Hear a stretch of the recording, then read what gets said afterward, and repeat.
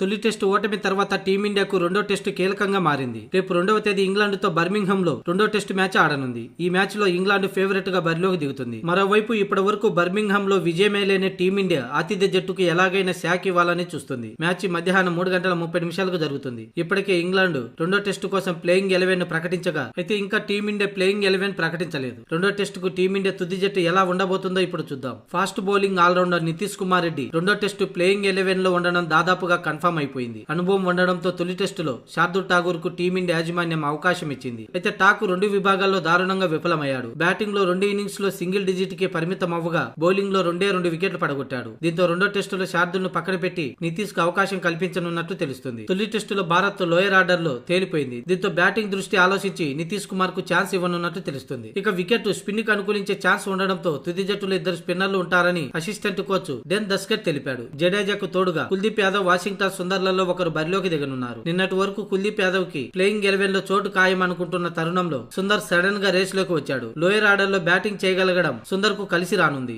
ఇటీవలే Sundar test format లో top form లో ఉన్నాడు. దీంతో కుల్దీప్ కంటే సుందర్ వైపే జట్టు యాజమాన్యం మొగ్గు చూపే అవకాశాలు కనిపిస్తున్నాయి. ఈ 2 మార్పులు ఖచ్చితంగా జరిగే అవకాశాలు కనిపిస్తున్నాయి.